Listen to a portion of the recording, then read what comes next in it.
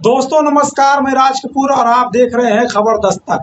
2027 के विधानसभा चुनाव के लिए अखिलेश यादव को भगवान केदारेश्वर का आशीर्वाद मिल चुका है। जिस तरह से इटावा के केदारेश्वर मंदिर को यूपी की जनता यूपी का केदारनाथ मान चुकी है, अखिलेश यादव पर बीजेपी द्वारा लगाए जा रहे सारे आरोप गलत साबित हो रहे हैं। बीजेपी अखिलेश यादव और सपा को जितना रामद्रोही और सनातन द्रोही साबित करने की कोशिश कर रही है, अखिलेश यादव उतने ही ज्यादा राम भक्त और शिव भक्त साबित होते जा रहे हैं। ऐसे में माना जा रहा है कि भगवान केदारेश्वर का आशीर्वाद समाजवादी पार्टी के मुखिया और उत्तर प्रदेश के पूर्व मुख्यमंत्री अखिलेश यादव को मिल चुका है और यूपी की जनता के आशीर्वाद की जरूरत है। और 2027 में जनता का आशीर्वाद मिलने के बाद वो यूपी के मुख्यमंत्री बनने जा रहे हैं, ऐसा माना जा रहा है। दरअसल उत्तर प्रदेश में 2027 के विधानसभा चुनाव से पहले समाजवादी पार्टी अपने वोट बैंक को मजबूत करने की जी तोड़ कोशिश कर रही है और इसमें जुट गई है। इसी बीच काशी में केदारेश्वर मंदिर के भव्य स्वरूप और विशाल शिवलिंग की झांकी निकाली गई, जो श्री काशी विश्वनाथ मंदिर पहुंची। उत्तर प्रदेश में 2027 के विधानसभा चुनाव से पहले सभी राजनीतिक दल अपने अपने वोट बैंक को साधने की जुगत में लग गए हैं। समाजवादी पार्टी भी इस रणनीति के तहत बीजेपी के वोट बैंक में सेंध लगाने की कोशिश करती नजर आ रही है। अखिलेश यादव के पीडीए में पी का मतलब पहले पिछड़ा था, अब उसके साथ उन्होंने पंडित को भी जोड़ दिया है।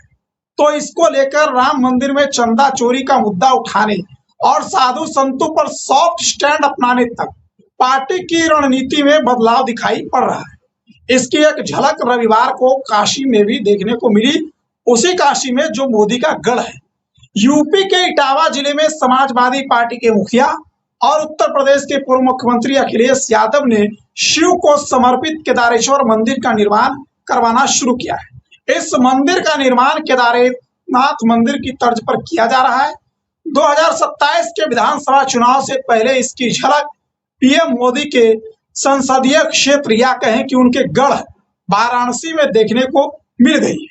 यहाँ मंदिर की झांकी निकाली गई, जिसे आगामी चुनावों से जोड़कर देखा जा रहा है, यानी 2027 के चुनाव से। काशी केदारेश्वर मंदिर के भव्य स्वरूप और विशाल शिवलिंग की झांकी सिकरौल से निकली। यहाँ भव्य आरती की गई। इस दौरान बड़ी संख्या में शिव भक्त उपस्थित रहे। आरती के बाद यात्रा आगे बढ़ी और वहां से बढ़कर श्री काशी विश्वनाथ मंदिर पहुंची। शोभा यात्रा में शामिल महिलाओं और भक्तों ने बाबा श्री काशी विश्वनाथ जी का जलाभिषेक किया। यात्रा के प्रारंभ में भोजूबीर टैगोर कॉलोनी के गेट पर मंदिर की भव्य आरती की गई। इसमें चंदौली के सांसद श्री वीरेंद्र सिंह जी, पूर्व मंत्री मनोज राय धूपचंडी जी, पूर्व प्रत्याशी शिवपुर विधानसभा आनंद मोहन गुड्डू यादव जी और यात्रा के संयोजक शुभम यादव जिद्दी शामिल हुए। इस कार्यक्रम में प्रमुख रूप से राज यादव, मनोज यादव गोलू, शंभुनाथ सोनकर, जैकी चौहान, विशु गौड़, अरुण चौहान, सचिव सोनकर, सुचित पांडे और अयाज खान ने सम्मिलित होकर भगवान शिव को पुष्प अर्पित किए और श्रद्धा पूर्वक उनको प्रणाम किया। इटावा यमुना नदी के किनारे बसा शहर है और इसे महाभारत कालीन सभ्यता से जुड़ा हुआ माना जाता है। राजनीतिक तौर पर भी इटावा को समाजवादी पार्टी का गढ़ माना जाता है। शहर के लोहन्ना चौराहे से ग्वालियर जाने वाले हाईवे तक लॉयंस सफारी के ठीक सामने केदारेश्वर महादेव मंदिर का भव्य निर्माण कराया जा रहा है, जिसका काम अधिकांशतः पूरा हो चुका है। इस मंदिर का निर्माण कार्य अब लगभग पूरा हो चुका है। लॉयंस सफारी का निर्माण समाजवादी पार्टी की सरकार के कार्यकाल में हुआ था, आपको ये भी बता दें। इसी के सामने बन रहे केदारेश्वर मंदिर का निर्माण सपा मुखिया अखिलेश यादव की ओर से, यानी समाजवादी पार्टी की ओर से निजी खर्चे पर कराया जा रहा है, लोगों के सहयोग से। मंदिर की चर्चा पहली बार लोकसभा चुनाव से पहले फरवरी 2024 में राष्ट्रीय स्तर पर हुई थी। उस समय नेपाल से लाई गई शालिग्राम शिला देर रात ट्रक के जरिए लखनऊ स्थित समाजवादी पार्टी के प्रदेश मुख्यालय पहुंची थी। अगले दिन अखिलेश यादव, उनकी पत्नी डिंपल यादव और पार्टी नेताओं ने वैदिक विधि विधान से शिला की पूजा अर्चना की थी। उस समय देश का राजनीतिक माहौल अयोध्या में राम मंदिर के उद्घाटन के बाद धार्मिक विमर्श से भरा हुआ था। ऐसे में समाजवादी पार्टी ने पहली बार सार्वजनिक तौर पर इस मंदिर परियोजना को सामने रखा था। केदारेश्वर महादेव मंदिर की परिकल्पना किसी राजनीतिक रणनीति के तहत नहीं बल्कि एक नंदी की प्रतिमा से शुरू हुई थी। मंदिर का निर्माण कर रही आंध्र प्रदेश की कंपनी के निदेशक मधु बोट्टा के मुताबिक साल 2009 में नई दिल्ली में उनकी पहली मुलाकात अखिलेश यादव से हुई थी। उस समय अखिलेश यादव ने उनको सिर्फ एक विशाल नंदी की प्रतिमा बनाने को कहा था। दरअसल मैसूर के जय चामरा राजेंद्र कॉलेज ऑफ इंजीनियरिंग में पढ़ाई के दौरान अखिलेश यादव अक्सर चामुंडेश्वरी मंदिर जाया करते थे। वहां स्थापित काले ग्रेनाइट के विश्व प्रसिद्ध नंदी ने उन पर गहरी छाप छोड़ी थी। उन्होंने उसी शैली की प्रतिमा इटावा में स्थापित करने की इच्छा जताई थी।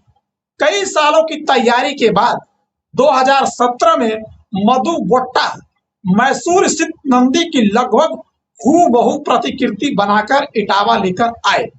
अखिलेश यादव ने जब इसे देखा तो वे काफी प्रभावित हुए। इसके बाद यहाँ एक भव्य शिव मंदिर बनाने का विचार सामने आया और उसके बाद अखिलेश यादव ने अपने निजी खर्चे पर जन जन के सहयोग से, उत्तर प्रदेश के आम लोगों के सहयोग से, शिव भक्तों के सहयोग से चंदा जुटाकर बिना किसी अड़चन के, बिना किसी कानूनी पचड़े के इस मंदिर का निर्माण कराना शुरू कर दिया। और आज ये मंदिर अपने कह सकते हैं कि आखिरी स्वरूप में। इस सावन भी इस मंदिर में लाखों लोगों की भीड़ भगवान केदारेश्वर के दर्शन और नंदी महाराज के दर्शन के लिए हर दिन उमड़ रही है। पिछले सावन भी आपने देखा था कि इस केदारेश्वर मंदिर में लाखों शिव भक्तों की भीड़ उमड़ी थी और इस भीड़ को देखकर जो लोग अखिलेश यादव पर रामद्रोही और सनातन द्रोही होने का आरोप लगाते हैं उन्हें शर्म आनी चाहिए।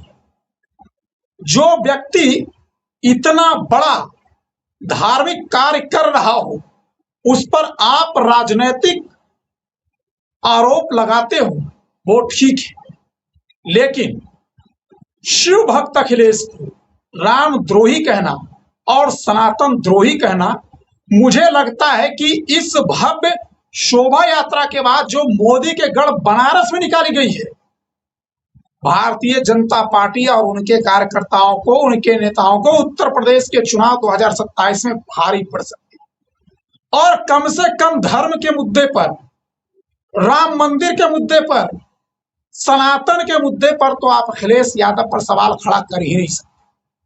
इस मामले में वे पहले ही शिव भक्त और राम भक्त साबित हो चुके हैं और अगर ये फिर भी कोशिश करती है भारतीय जनता पार्टी ऐसा करने की तो उत्तर प्रदेश की जनता उन्हें सबक सिखाएगी। बाकी इस मंदिर का कह सकते हैं कि प्राण प्रतिष्ठा कब होगी और कब ये आम जनों के लिए, देश विदेश प्रदेश के लिए खोल दी जाएगी, इसका इंतजार तो हमें भी है। जैसे ही इससे जुड़ी कोई खबर आएगी आपके सामने हम तुरंत लेकर हाजिर होंगे। तब तक के लिए हमें इजाजत दीजिए। इस वीडियो में इतना ही। नमस्कार।